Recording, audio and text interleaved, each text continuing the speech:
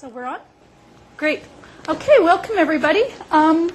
This is our second session. We did one a month ago, and we're hoping that if some of the people from last time are joining us tonight, we're confident that we're going to keep our video feed for the whole session tonight. Last time we lost it halfway through.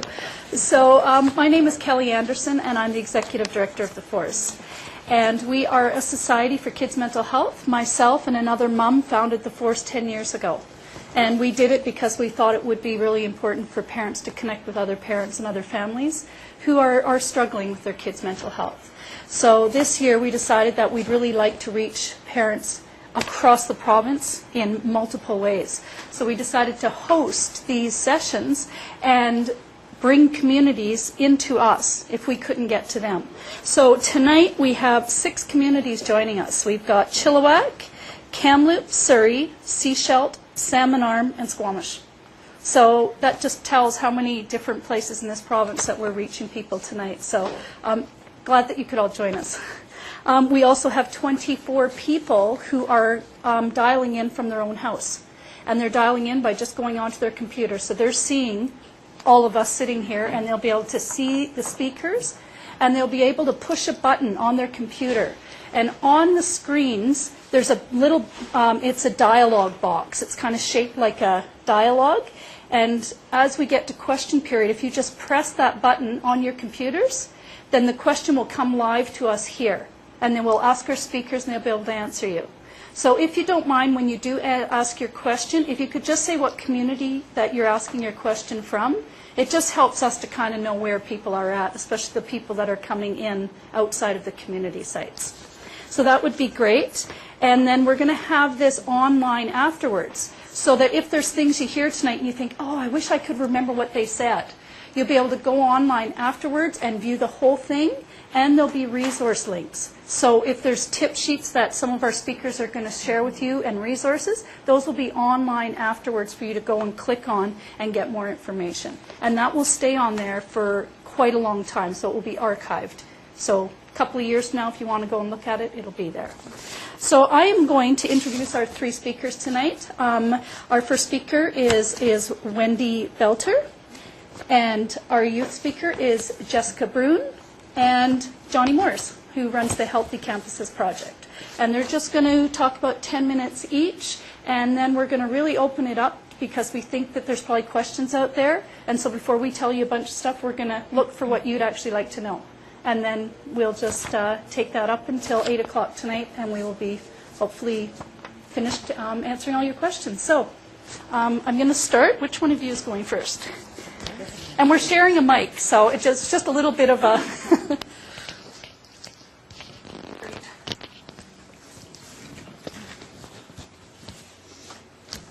Okay, well, I guess I'm mic'd up.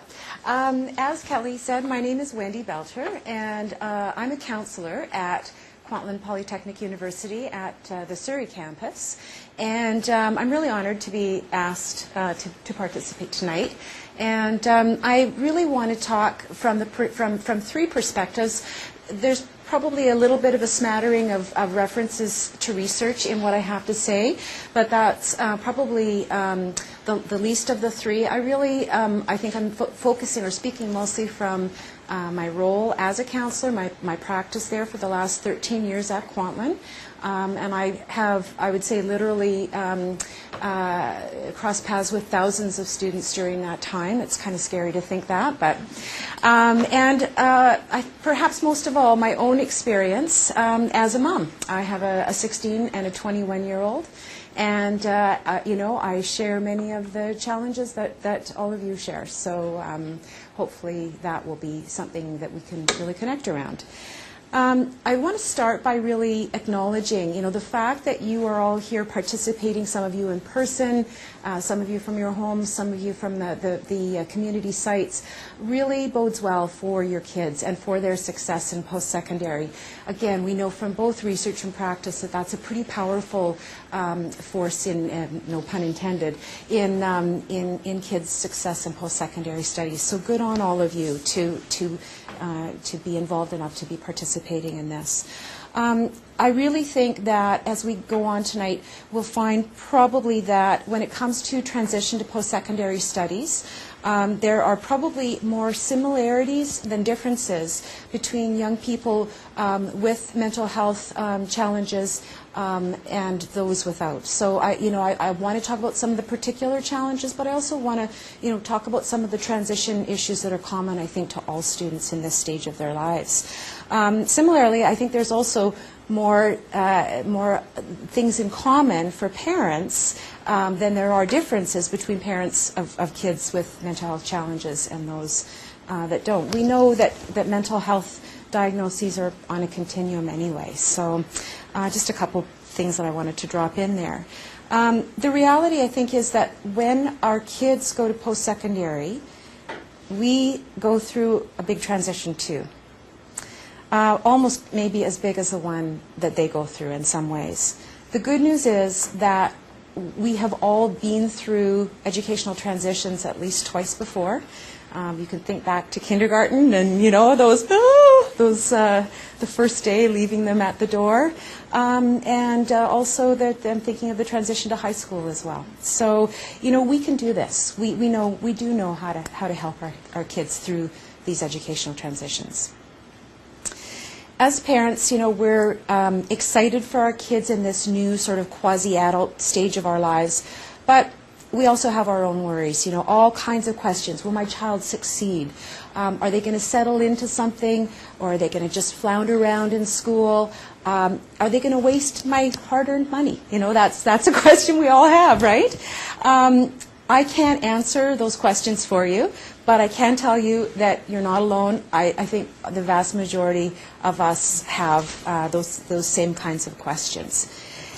In addition, I would imagine as a group that identifies as parents of kids with mental health challenges, I imagine that many of you may be wondering, is there a place for my child with a mental health challenge? Is there a place for my child in post-secondary? And really, my answer is a resounding yes. At many post-secondary institutions, there are more supports and services available for students with mental health concerns than in high schools. I'm thinking about disability services to help arrange accommodations, such as extended time on exams, personal counseling, career counseling, learning centers for academic coaching, and advising for program and course planning. So there's 5 services right there that you will find at virtually every post-secondary institution in BC. At the same time, there are also, of course, higher expectations for conduct and for meeting academic standards than in high school. So that's the other side of the coin.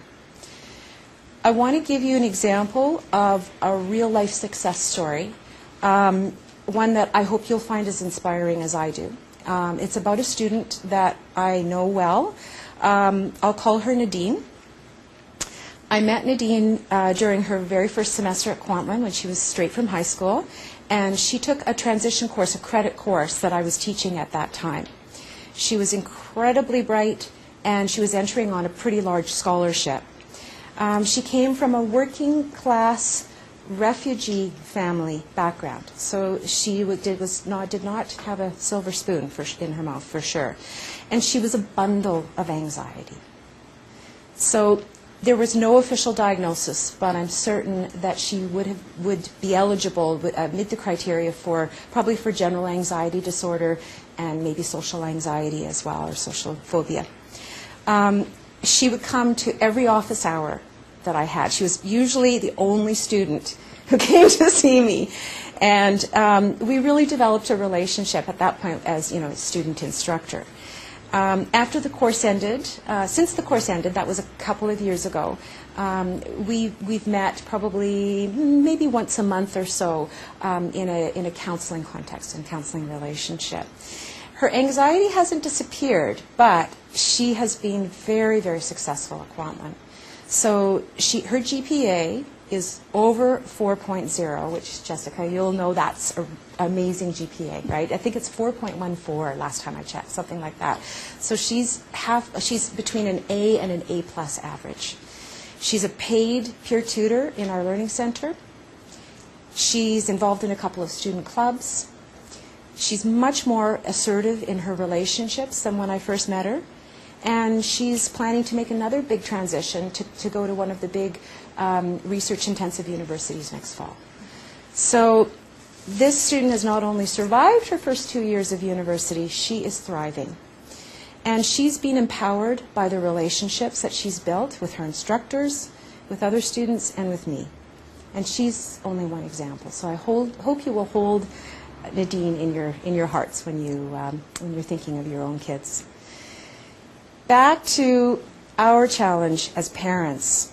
I think this is a difficult time. How do we continue to guide our adolescents through this exciting but tumultuous time period, transition period, at a time when they are probably the most resistant to that guidance of any time that they will be in their whole life? The psychologist Gordon Neufeld has coined the term counter-will, and I think that really sums up that. It's a healthy force, but it can be frustrating for parents as well. And what if our transition and our relationship with our kids, what if that's further complicated by a mental health concern? There aren't any easy answers to these questions. I certainly realize that.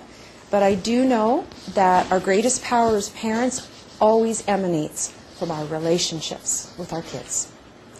Nadine has had success in large part because of the relationships that she's forged.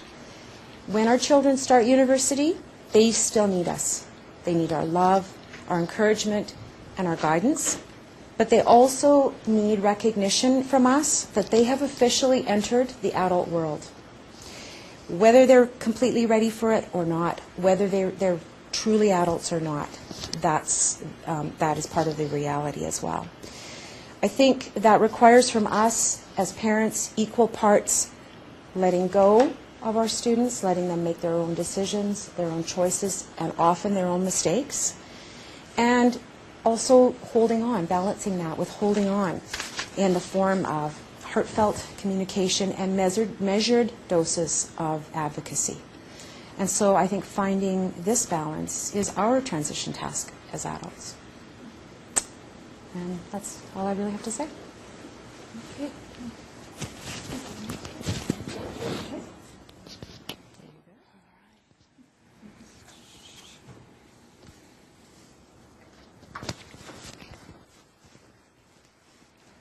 Is that good? I think that's good. Is that good? Yes. All right. Yes, so my name is Jess, and I'm your youth representative. So I recently graduated from Simon Fraser University last June. I earned a Bachelor's of English and Publishing. And since then I've been doing a lot of freelance work and contract work in the field. So my story began similar to the young lady you mentioned, Nadine, at 17, straight out of university. I got accepted into SFU, and for my first semester I was living on campus.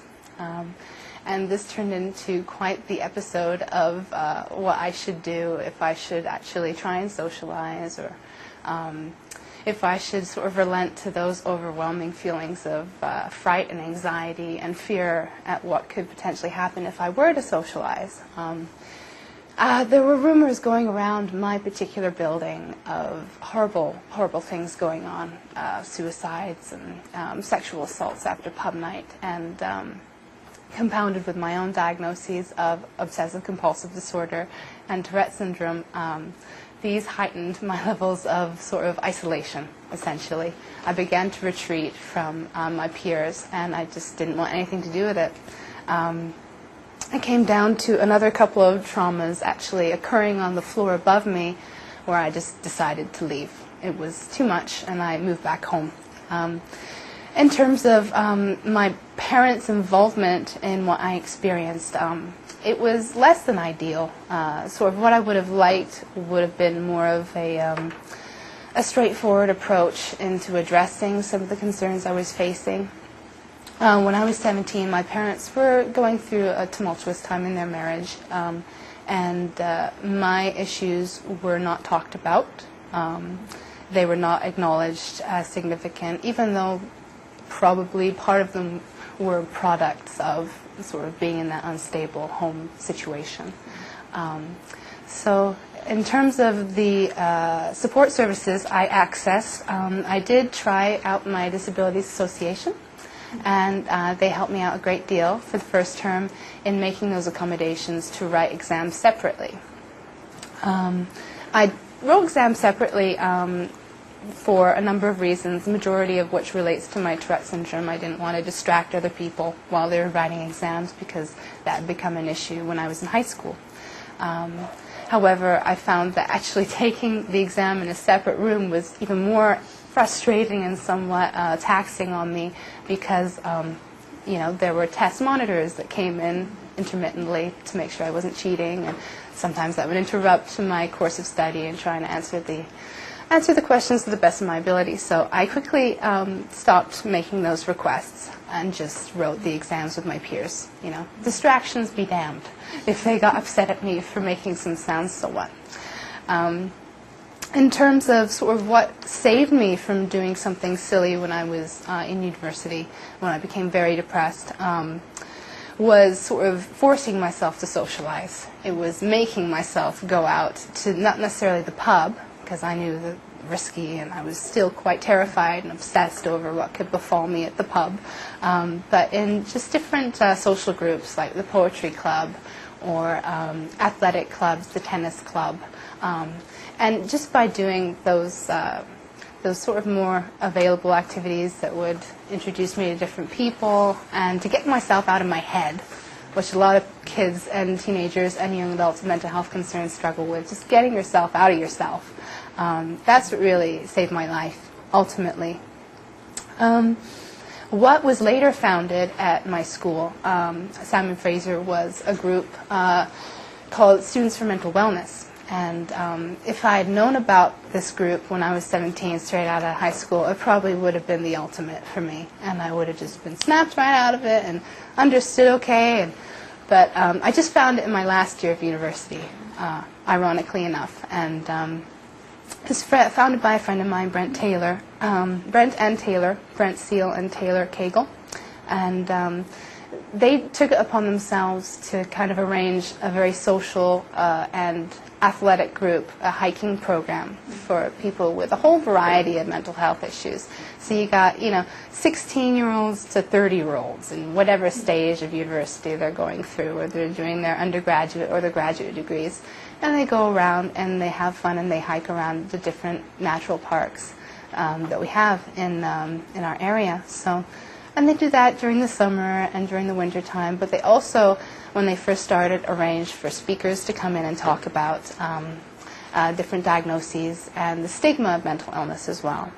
And for a long time, I felt like I just couldn't talk about it, that I was sort of damaged goods, so to speak. And if I came out with it and if I disclosed to anyone, they would think of me differently.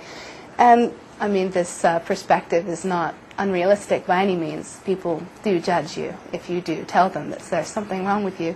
However, thankfully, my experience connecting with Students for Mental Wellness actually introduced me to another advocacy group with the Mood Disorders Association, and that's speaking to various institutions and people who are interested in having a first-hand account of what it is to live with mental illness when you're a youth or a young person.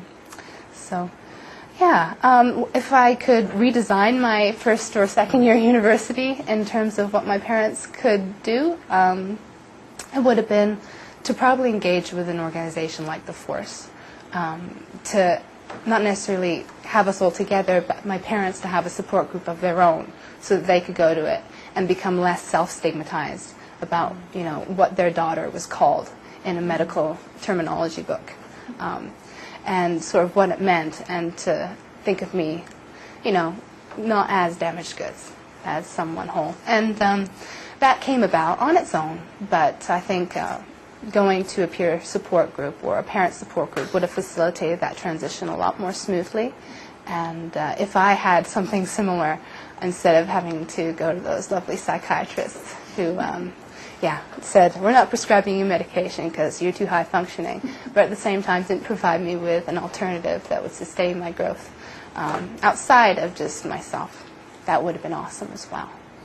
But yeah, it is definitely possible, and I totally agree with you that people with mental health issues oftentimes do get those 4.14 GPAs.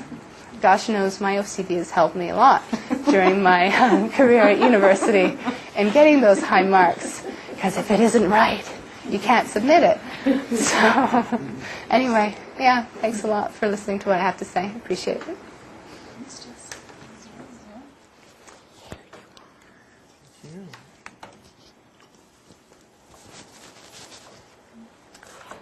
Well, my name's Johnny Morris, and I'm just so struck by both accounts of my colleagues here. I'm quite so struck. My mind is spinning with all sorts of ideas and wonderings, which I'm sure we'll get to. But my name's Johnny Morris, and I am the project coordinator for a really exciting community here in British Columbia, hosted by the Canadian Mental Health Association called Healthy Minds, Healthy Campuses. And actually, when Kelly and I first started to brainstorm this event, it was really exciting to imagine how parents might actually become involved with our community a bit more. Currently, we have clinicians and we have counsellors, we have students and staff, and I'll catch up a little bit about our community for a little bit. But it's dawned on me recently that a key group of people who could help shape our community are folks sitting around this table, folks who are joining us virtually, and with lots of really great input. So Healthy Minds, Healthy Campuses, I'll share a little bit about, but I also wanted to locate myself a little bit as a student. I just actually handed in my thesis 2 days ago, so I'm just leaving academia, and very much resonate with those very real stresses. And I remember my first year when I moved here from England as an international student, just that real sense of feeling very isolated, feeling very alone, experiencing sadness, experiencing depression, and looking back 10 years later to think, wow, I mean, I think it's the stories like yours, Jess, that I think is so helpful, that there are lots of students who live with the effects of mental health problems who thrive and do well. And so that's one role that I've just left, and also as an instructor I teach at the university, and so hearing Jessica's story here and students who are actually currently in classes I teach, that's another space that I see, and so that might be another perspective that people might have questions about as well. Healthy Minds, Healthy Campuses is this great community. We have about 200 people in our community now throughout BC. And we started, the community itself started in the early 2000s as a group designed really to support the professional development of clinicians and counsellors. And so folks very much like Wendy in their practice. And that gained some momentum, and some very strong foundations were laid. And then we arrived in 2008 and thinking, well, how can we grow this community, and how can we involve multiple voices around post-secondary mental health? And Nancy Hall became involved, and my predecessor, Sarah Weeb, and they did some great work around developing what's called a community of practice. And many of you are in communities of practice, and they may not be named that, but communities of practice are really learning communities. And so we underwent a big change in our direction of engaging and learning together. And so we now have students together, and Brent and Taylor are key members of our community of practice. They're a key member of our student group. We also have counselors and clinicians. We have some staff and faculty, and we have some administrators. And one of the things that we do as a community is we meet regularly. We gather face-to-face, and we interact, and we learn together about issues around mental health and substance use and suicide prevention on campus. And some of the pieces that we try and learn together about are issues, just as Jess was mentioning, around looking at policy, looking at what we can do at an institutional level to make sure that students don't experience high levels of stress and distress in courses. Questions around course design. A course is really designed at institutions to support the mental health of students. Taylor, I don't think you'll mind me mentioning this, at a summit we recently had, came up with the image of universities as stress factories. Like, they're perfect stress factories. If you think of all of the levels of surveillance, if you think of how we're measured and evaluated, If you think of the scrutiny that students and then faculty who are going forward for tenure, I mean, I feel anxious even thinking about it. Universities, of course, there's expectations of academic rigor, but I think many in the community I support and steward and coordinate have articulated many, many times, is this the only way to do post-secondary education? To have people leave quivering and experiencing high levels of anxiety. And so many of us are starting to think about policy changes, how we can think about policy. And so how can we think about putting supports into place for students who are experiencing the effects of mental health problems? How we can support students to make decisions about if they need to take a leave, if they need to take some time off from their studies, if they need to come back. We're also starting to think about policy decisions around how easy it is for students to seek academic concession and really consulting with students about, and some students have told me that it's actually sometimes quite a dehumanizing process of having to go and get something documented and go and talk to your professor and get some concession, where if you just come down with the flu or you've broken your arm or you've had an accident, it's often a lot easier. There isn't the suspicion or the scrutiny. Is this person trying to... And so we're trying to think about that how have we arrived at a place where students find it difficult to seek support from their professors and when there's a duty to accommodate a mental health condition. We're also looking at alcohol. Substance use is another key piece. And so lots of parents have lots of questions around their young child going off to university and having quite a lot more access to alcohol and substances. And so how we can think at an institutional level about how easy we make. So if we have pub nights on a Thursday night advertising $2 highballs, is that an example of healthy public policy around alcohol? Arguably not. And having worked for 4 years in residence, seeing the after effects of Thursday night $2 highballs, there's some thinking that we can do about healthy alcohol policy. So as a community, we're tackling some of these issues. We're also tackling clinical practice issues, and so lots of the clinicians I work with have really great questions about evidence-based practice and wanting to upgrade skills, and they're a very vibrant group in our community. And I think also the students. We have 30 students who recently came to a summit that we hosted here in, I've learned this new location, Burquitlam, I think, Burnaby and Coquitlam. And we had 30 young people come together and really sit alongside counselors like Wendy, sit alongside other students, and sit alongside administrators and researchers, actually. And for 2 days, we thought out loud together, and I'm going to send the website link to Kelly here, and they came up with some beautiful ideas about imagining what mentally healthy campus communities might look like, and what we need to do as community members to make those changes happen. And it's dawned on me recently that the one group that we didn't have there were parents. And I think really the reason I'm here tonight is just to kind of be the bookend for the beautiful stories that have just been told, but also to extend a real invitation to parents to be consultants around our project as it moves forward, and to be very deliberate about including parents. And there are parents in our community who just don't wear that hat of parent, but have parents who could be consultants around that. So there's one exciting thing that I think we're developing, well, I know we're developing, I shouldn't say we think we're developing, which is a mini microsite for parents who have information, who have questions, specifically about resources on post-secondary campuses for students. And so some parents might want to know, where's the counseling center? How can my son or my daughter gain access to accommodations? And so we're trying to get some of that information synthesized, but I'd rather have parents co-design that with me. And so we'll be catching up with you to see if that might be of interest, because I think that would be pretty cool. I just wanted to end by saying how hopeful I feel. I mean, I'm so struck by the story that Wendy told, and also Jessica's own personal account, and the courage it takes to hold those stories. And I feel so hopeful about this event, and I'm looking forward to the questions. Mm-hmm. Yeah, so that's all I have to say.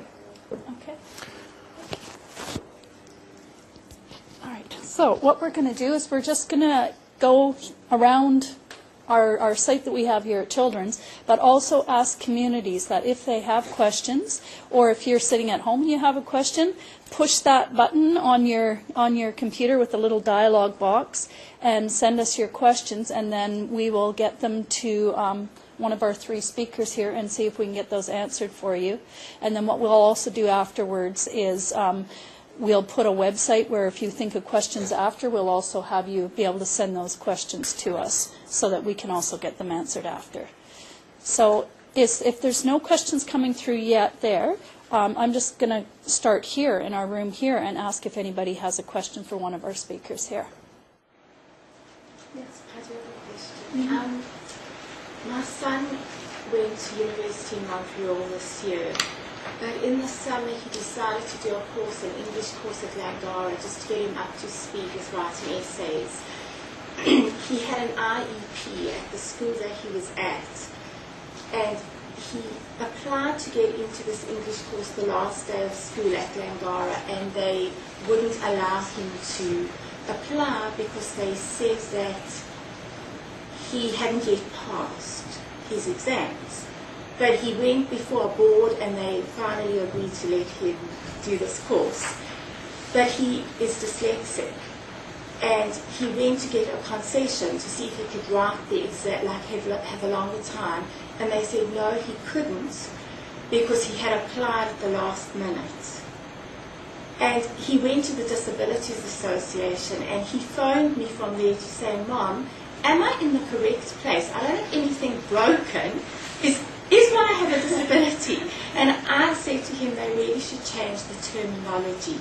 He's a brilliant child. He's very social. He just happens to learn differently to other people. And calling any of these things a disability, I think, is just so condescending. And I think I would start with that university should be places of higher learning, and we should change terminology with regard to this. Now, you might want to just repeat that because I'm not sure if everyone heard. Sure. Just the key points. Applicable for this. Well, and I didn't catch your name. You don't have to share your name if you don't want to. Philippa. And maybe I can consult with my colleagues here too, but I think you're raising, I've got to hold this. There's a yes down sternum. There we go. I'm remembering my training. But I think you're raising a really important question about terminology. And actually, one of the key themes that came up at the summit that Healthy Minds hosted a few weeks ago was that we actually had 30 people sitting in a circle about terminology and how at times it can be very value-laden, it can be very heavy, it can be very judgmental. And for some, diagnostic tags are parts of identity, and for others, it really doesn't matter. So I think absolutely we need to think about what we mean by disability. And also the flip side of that coin is that I think there's been some progress made with even starting to think about mental health problems as disability because it's enabled some access for people. The other thing, though, and I learned this from a mentor recently, is really what should be happening on our campuses is universal design. So my mentor said, you know how curb cuts are on the street outside, which are designed for wheelchair access, but they benefit people with push chairs and prams, and if you're on a skateboard, like it's a universal design feature that helps all of us in some ways. And really, if we think about curriculum, if we think about accessibility to courses, maybe if we thought about it universally, because I find the term accommodation a little tricky to wrap my head. Like, what are we accommodating? And if we were thoughtful with design, maybe all of us could thrive. And this is the kind of, I think, the goal of our project is how do we cultivate mentally healthy campus communities in a whole. So the experiences of your son don't happen or don't have to happen. That there aren't these barriers put in place. But did Wendy or Jessica, did you want to add to that? Yeah, sure. It's a great question. Yeah, I can totally empathize with your resistance to the term. Yeah, it was an issue that my mom took unction with as well. And it was almost, it is a little humiliating having to kind of define yourself as disabled, I don't consider myself disabled. I'm able to do a lot. But that's not to say that someone, with a physical disability is any more entitled to an accommodation as someone with mental disability or mental illness. Or it is tricky, and I think it would be great to redesign that syntax around it. Well, I would certainly share your concerns about terminology. I have a son who is both gifted and has a severe learning disability, and is a brilliant young man. So I share that concern. I think the reality is colleges and universities are bureaucracies. And, some of that, where some of that is likely, it's a legal term. Right, so there's legislation that guides our giant bureaucracies' practices, and not that I'm defending that, but I think that's where that is coming from. So just understanding that context. I don't know if that helps at all. If are you sort of asking whether that was a reasonable decision on? We'll X out the name of the institution, but he's so not disabled in any way. In fact, he's just amazing. amazing. And he phones to say, Mom, am I in the right place? Because I don't have anything physically broken or anything, and he doesn't think of himself as disabled. And he had to go to the Disabilities Association. And so it sounds like the question has more to do, because I know that the people that are watching can't hear what you're saying. The question has more to do with that term than it does with the decision that the school made. Is that, yeah? Okay. Yeah. And it got worked out. Yeah. Yeah. Yeah. All about that. But these are places with higher learning, and you would expect more of them. That there would be a sympathetic approach, not call this the Disabilities Association. My son's dyslexia, we see it as a gift. He became so compassionate because of it. Right. And we don't see anything negative in it. So the comments just are that there's a flip side to that disability, that there's a gift, that there can be compassion. We know that there are, there's more and more written, I think, about some of the flip sides of this, some of the gifts of ADHD, for instance, and things like that. So, yeah. We have 3 questions online. Can I just go to one online here, and then we'll flip back and forth so the people that are curious can also be answered. This question comes from Squamish, and actually I've just been told that people that aren't here tonight can actually hear everything in this room because we've got a good microphone there, so they can actually hear. So this question is coming from Squamish, and they're saying congratulations. They were on the last time when it crashed, so I think they're happy they're getting the full meal deal tonight. So they are saying that the speakers are tremendous and well done. They appreciate it. If a first-year university student has symptoms of depression but refuses to get help, what suggestions would you have for how parents might help them? It's toughie. Well, I think this just goes to the heart of so many things. I do have a sort of a tips document that I will make available, but this is the challenge that I'm also talking about in terms of balancing. When we can see our children struggling, and yet they are closed to our help, it's a desperate feeling. It's really difficult, until or unless it gets to that point where there's enough concern that it's time to go see the family doctor, which can, even that can sometimes be a challenge. It's difficult to know what to do. Sometimes you have to know your own child. Will it help or will it hinder if you say, let's go together. I'll come with you for the first appointment. Let's go to counseling. Let's see what they have to offer. You know better than I do for your individual child whether that's going to make things better or worse. Anything that either of you would want to add? Maybe it'll stall. Give me more time to think. I volunteer on a crisis line regularly, and I get a lot of really desperate calls, and a lot of the content from people around my age or younger who are first entering is, I'm terrified of talking about this with my parents because I'm embarrassed. And sort of the way to open those floodgates of conversation could potentially be for parents to lead by example and actually disclose some of their own personal struggles, what they might be encountering at work or at home, or just, frustrations, so that they can actually share their own coping mechanisms with the kids. And I found that really helpful because not only, it unites that bond even closer, but it also allows kids entering university to identify their parents as more than just parents, as other people, which is a huge, big thing that happens around 17, 18 anyway, realizing that your parents are fallible and stuff can go wrong with their lives too. So I think that's really helpful. And just working on asking the kids, what is your highlight of the day? If everything is crap, what's the one thing that you can do that will lift you from the crap for just an hour or two, and build from that? That's what I say. And I think, just to add to that, I think about depression as a phenomenon that thrives in isolation, like it's a problem that gets grown up in isolation. And I think with a lot of the work that I've seen and done with young people thinking about suicide, that's another problem that grows up in isolation. So I think as parents that your key key protective factors around experiences of depression. So to do as much as we can to de-isolate, and that might not be parent to child, but maybe recruiting friends and trying to cultivate communities of support around our young people, I think is helpful. Absolutely. I'll take another one from here, and then we'll go back to the... Hi, my son is 19, and many of the kids that he started in grade 8 with are in university. He has grade 9. Okay, so there's other transitions that he's going through, from adolescence to adulthood, from dependent living to independent living. So I'm not sure that you can address those kinds of issues. But I just want to make a comment.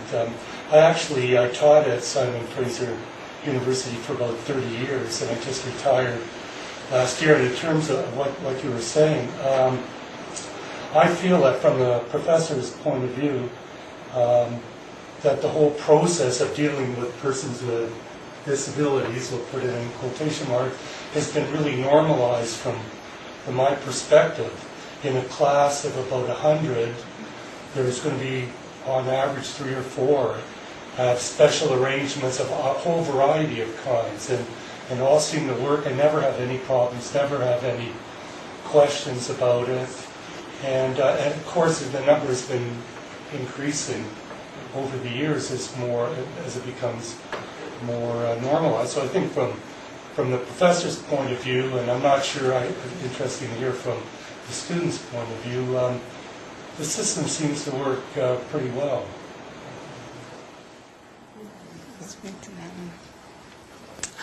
Yeah, for the most part, I totally agree with you. But I have to have just one horror story to share, if I may. It was during that time for me when I was living in residence, and I went up to, it was an earth science prof of mine, and I gave her the form, and, she took it, and she kind of raised her eyebrows and did the, Later, I tried to withdraw from that course because I thought it was just a bit too overwhelming for me. I didn't feel as though I was, absorbing the material, academic reasons, And she's like, no, you have to give me a reason why. And so I wrote up my account of how horrible I was feeling and this, that, and the other, my diagnoses. And I don't think many professors do this now. I totally agree with you. All the other professors I never had any trouble with. But she wrote me a detailed response comparing my diagnoses to her epilepsy. And if she could cope with her epilepsy and go through her university career without having to withdraw through extenuating circumstances with her epilepsy, which is potentially a life-threatening condition, and my conditions are not life-threatening, then what the heck was wrong with me? So, and I just thought, so I wrote her a letter saying, I find, the audacity to compare, blah, blah, blah. But anyway, so I went to the board and I sort of skedaddled around through the bureaucracy that actually helped me out in the end. But it's the stigma and the judgment that's quite insidious. And I guess the ultimate goal for a student would be to actually be able to converse with a professor openly about what it is, instead of having to go through the paper and have them say, okay. And it's still silence, right? And it's still, that stigma is still there. It's not the flu, it's not a cold, right? It's not a physical handicap. So that's what I would love to happen. Yeah. I think it's important to note for students that aren't ready aren't as empowered, aren't as ready to say, hey, I'm willing to talk to you about the details of my mental health disability, put in quotation marks.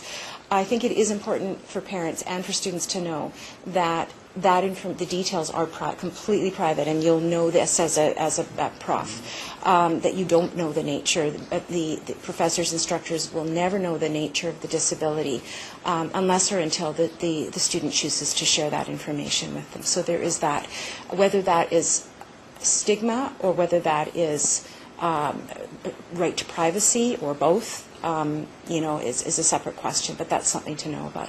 I think that there certainly is a range of responses from professors or instructors, and that would be probably the most common complaint that I hear from students who do have accommodations, is that, you're too high functioning, you don't need this, you're doing just fine, you're too high functioning, would be probably the most common complaint when they do have a complaint.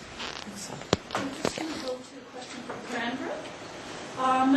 College to the Rockies in the post-secondary context. You mentioned counselors as well as clinicians. Could you describe what you see as the similarities and differences in the practice between clinicians and counselors? Did you want to speak? well, I can give one example. So I don't diagnose. I don't need to have a diagnosis from a student in order to work with a student, so that might be one example of a difference in terms of approach. Do you want to add? You're good to add to that.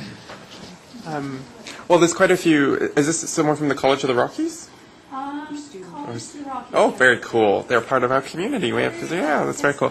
So I think one of the beautiful things about quite a few campuses, and we don't have all of our campuses in our communities, there's quite a diversity of helping professionals, which Wendy's alluded to earlier as well, on campus. And so if I think of the University of Victoria, we have psychiatry, so we have on-campus psychiatry.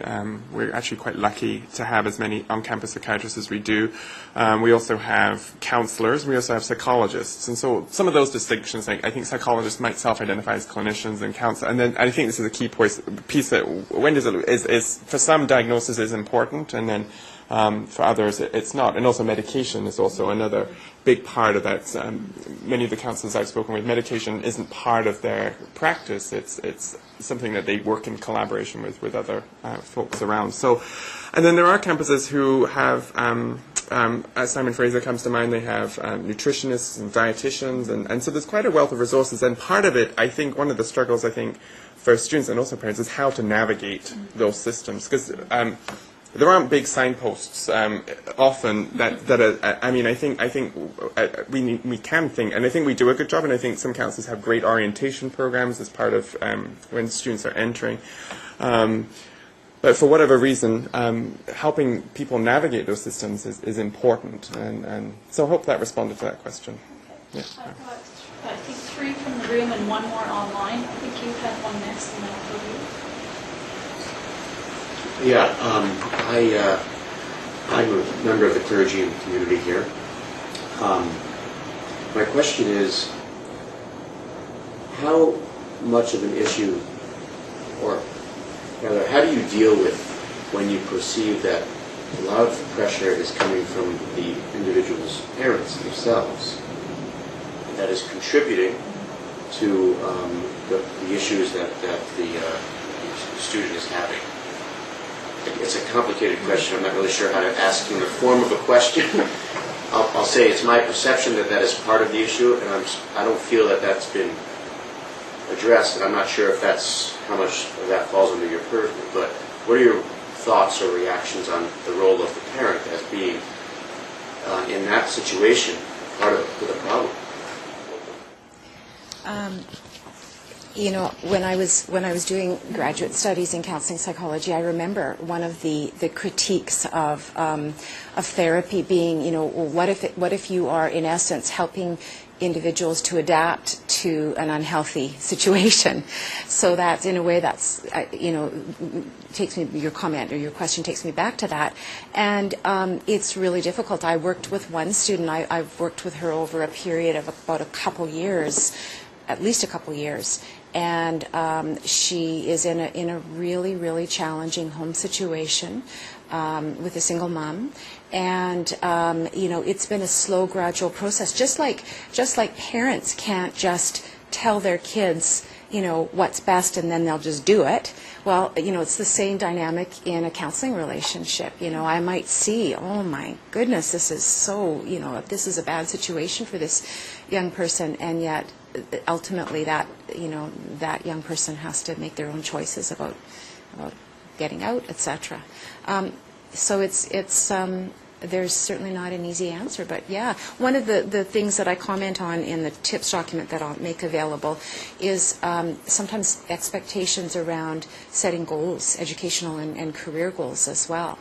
And, you know, we know from research and practice that it's a rare event for a first-year student to come into university with a clear goal and to stick with that goal, you know, for any time period whatsoever. That's part. Adolescence is kind of extending, and that exploration phase is extending, whether we like it or not. And as a parent, it drives me crazy sometimes too. But that can be, I think, a big source of pressure. Make up your mind, make up your mind, make up your mind, make up your mind. And so that would be one thing for all of us to look in the mirror about, for sure. And to have realistic conversations about how long can this go on, and what about who's paying for what, and the practical money side of things as well. I have no idea if that even begins to touch what you're asking. But do you want to add something, Jess? Yeah, I'm actually enduring some of this right now with the transition outside, moving independently from my parents' house. It's tricky because it's not as easy as it was 10 or 15 years ago to become fully independent. You know, for a number of reasons. The economy shifted. Jobs that hadn't existed years ago. Previous generations aren't retiring as early. It's just so I guess it's what I would love to see more of is just more of a gradual shift as the kid gets older, and they are still remaining at home, you know, for logical, reasonable reasons, like can't afford to live outside if I'm paying for tuition, or vice versa. The benefits outweigh the negatives in terms of living at home while you're pursuing post-secondary for a lot of people. I definitely wouldn't have the same quality of life if I were to try and work part-time and finish a graduate degree or whatever the cause may be. It's just sort of reaching the point where my child is becoming an adult. And we can't have the same relationship we did, you know, when they were in high school anymore. I have to realize that they are transitioning, and it's not my place to try and, you know, reinforce the same habits we've obtained. So, yeah. Okay, I'm going to go to a question from Sam and Arn. Many children with mental health challenges are completing grade 12 without a dogwood. Have you found that there are more programs and supports for these kids to get trades or post-secondary training, or is the dogwood still needed and important? Well, sometimes... Do we want to just explain to people who don't know what the Sure. So essentially, I think what they're talking about is a full academic graduation. So English 12, not Communications 12, things like that, I think, is what the person is probably referring to. I will often, when we have seminars for community members, I will often say this, and I know sometimes parents don't like even to hear this, but I will tell students, or, you know, people who haven't officially graduated, once you have a post-secondary credential, whether that is a degree, whether that is a trade certification, no one cares. If you graduated from high school, no one cares. And there are many doors through which people can enter the post-secondary system. So if you want to, you know, if you are 18 and you don't have your full graduation, can you go straight to UBC or SFU? No. But there are many, many other ways around that. Many institutions have very generous definitions of mature students. Kwantlen's definition is age 19, or don't laugh, or out of school for 1 year. So you could be actually dropped out at 17 and now be 18 and be a mature student. So it depends on the access philosophies of the institution and whatnot. So yeah. Anything else to add? Okay. We have a question there. Do you want to go ahead? Okay, so Kelly, I met you about 3 or so years ago when our son was maybe 15 or 16, and you were extremely helpful. And he was really in a very chaotic kind of space, and you were very helpful. And so anyway, it was about trying to define what was going on. And then it went from bad to worse and worse and worse. And so here we are several years later, and it's kind of keeps going to worse, although it nudges back to good sometimes. And it's not about post-secondary yet for us. We're trying to find some, I didn't realize it was sort of more about post-secondary. I thought it was about adult transition. Now he's an adult, and he still doesn't have any kind of, we don't really have any kind of diagnostic as to what the hell thing is, you know? And you talk about your son has, kind of, he's dyslexic, and that's just a part of him. I think for our son, it's just a part of him as well, but we don't know what it is. Like, he's got many aspects. So he's been seeing a drug and alcohol counselor for pretty much 5 years, and she knows him, and she's very professional, and she just sent him one the other day saying, after there was another catastrophe, and she said, ask your parents to look up FAS, and they'll get to know you a bit better. So now he's 19. So all the secondary effects of possible FAS have really are there, including non-completion of high school and criminal behavior and all kinds of difficulties. And we're kind of really, actually when we got that, we kind of all felt like, oh, that really fits. And I got my books, and he talked in, and it felt like we're on the same page. So we're actually doing really well the last couple of weeks, so it's good. And talking with you folks again is really helpful, but I would really like him to go to the concurrent disorders clinic or somewhere and do a diagnostic. And I'm hearing kind of mixed messages about whether or not that's a label or whether or not that would be helpful. So I'd like to just hear some views on that, because we're reading our books and we feel very subjectively, and in terms of our relationship, that's he's adopted. His mom was drinking at that time. It's an open adoption. We know this. That's one of the pieces. So what about diagnostics? I mean, he just quit school last night again. He got behind and whatever. And he could probably do it at some point. But, I was saying he might be able to use some help. So, yeah. And what I think it depends on the individual. I have seen many instances where a diagnosis actually comes as a huge relief, and B, as a source of empowerment. So it depends. I think it really depends. In a case like this where you're trying, if it provides a framework for a treatment approach, then I think that's also a huge advantage. But again, it depends on the individual. Could you also give some tips as to how you might help somebody feel better about getting like him to go for that? He's resistant now. Yeah. Let's adjust. And I'm really curious to hear your thoughts on the diagnosis aspect. I suspected before I got diagnosed what I had. I got diagnosed really late, actually, for OCD at 17. So, and it was for me, it wasn't quite as empowering. However, when I knew that there was a community out there, that's when I thought, okay, there's an element that I can embrace, and I'm not alone, I'm not crazy, and I'm not a fool, and etc. With FASD or FAS, it's really interesting because there is the aha moment, right? All these things fall into place, and I could relate to that as well with my Tourette's diagnosis. So, in terms of trying to get him to see the value and perhaps going to a place where he could get that diagnosis, it's just about weighing what it is that you can exploit from that diagnosis and positioning that to him. That might perhaps lead into a more acceptant response. Yeah.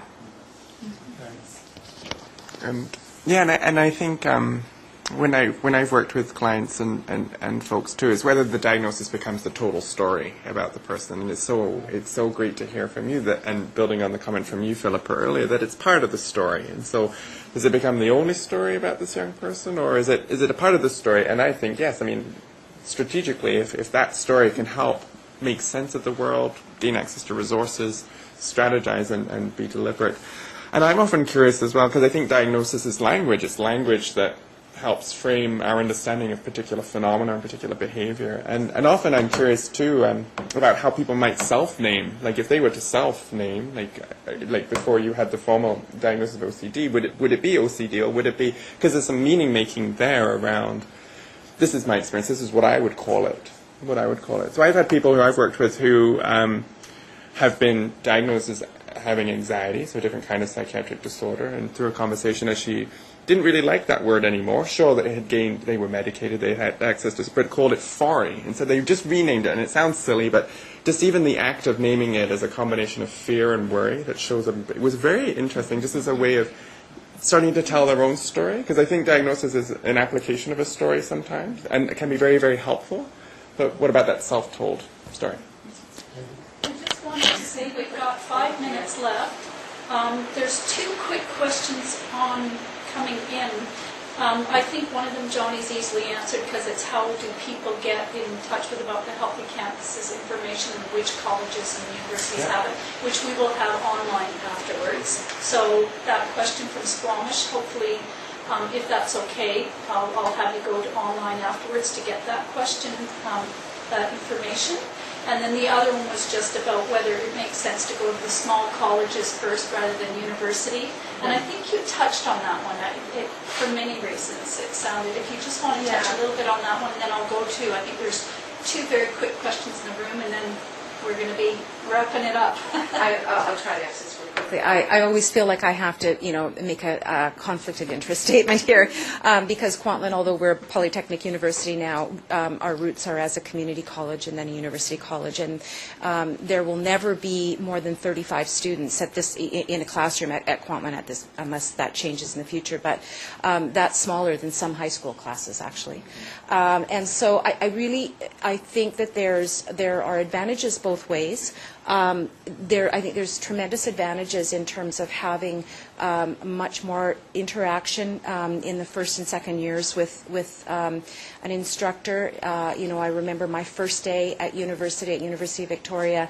Had been longing to study psychology since I was 12 years old, walk in, that's many, many years ago now, and it was, 350 students. I'm sure it's bigger than that now in first-year psych classes at UVic and other places. I think you can't beat the excitement of campus life if that is exciting to you. We heard from you, campus life was not exciting, it was overwhelming. So it really depends. I really think there's an amazing amount of wisdom in Quebec's Cégep model. You get the best of both worlds. So, again, kind of a 6 of one, half dozen of the other answer.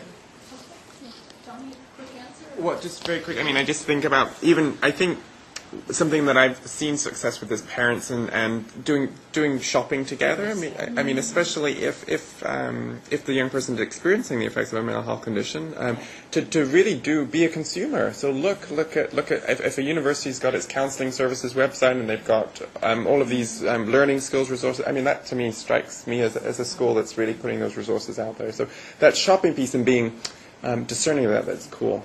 Yeah. So I've got Julie and I just have more of a comment than a question. I think that we as parents, but we in particular as universities or high schools, need to do a better job because of assisting the kids with mental health issues to believe that they can go to university, because I think they're so beaten down, even by the weekly spelling test in elementary school, that by the time they get to grade 12, if and when they do, they think there's no way I can go to university. And yet, as parents, we know what they're capable of, but they don't believe it. And how do we get that message out, that yes, you can do it, there are supports out there. And I think that's a huge piece that we're missing, that those kids don't believe in themselves. And how do we get that message to the high school counselors to tell those kids, I know you can do it. You might take longer, but you can. And that, I think, is really missing. Yeah, it's a great message. So we're at 8. Do you have a quick question? I was going to have a very quick comment. Yes. My son was diagnosed with dyslexia at 5, and the earlier the intervention, the better. And the more history you have to give to the university, the more accommodations they make. They want to know that you do testing every 2 years. As a parent, you are your child's only advocate. You often find that parents are so resistant to a diagnosis. They want to think that their children are perfect. And so I'm a preschool teacher, and often we say to the parents, we're concerned about this. We're not making diagnosis when they're 4, but we are concerned about them going to kindergarten, and the parents actually get really furious. They don't want to hear. But my attitude is the sooner you diagnose, the sooner you can help that child. My son was reading at 6 because we dealt with his problem. So, and the universities need a history. You can't struggle through high school because you wanted to pretend there wasn't a problem. Because when they get to university, the university needs a history, an educational psychology history. So as parents, you just have to advocate for your children. I just have there's one question online, but they would actually like just one of our speakers to get back to them privately, so I'll just say that I did get that message, and if you could send me a contact email or something, then I will have our speaker that you're requesting to contact you. And then all of this will be online after, and we will look for questions that we're going to try and find a format and an email to. Did we think that we were going to set it up through the County? Yeah, we can post it up after probably give us a week's time, or it's a couple of days. Yeah, a couple of days that we will post it on the countymentalhealth.ca website under the event column. So today is December the 8th, and then so you would see the link and then click into more information, and then the link will be there. So every information will be posted on there. And we'll also have something on the Forest homepage that will just let you know where you can go to find out all the information that was provided to you tonight and watch the video clip. So there'll be a couple of access points so that people can come back and visit this and ask questions and get resources. And I just want to thank our 3 speakers. I really, really appreciate the different perspectives that you each brought, and it really was the personal experiences with dealing with youth every day is really what we needed to hear, because that is who we're trying to help. And so very much appreciate it, and I hope everyone at home appreciated it. I'm just so glad we got through a whole session and we had all of our equipment working. So thank you everybody, and thank you for all those sites out there who are hosting tonight, and all of you at home that are watching us. And we hope to see you next month when we're going to talk about tax credits that parents are eligible for and may not know about. So we will see you in January, and everyone have a great Christmas. Great, thank you.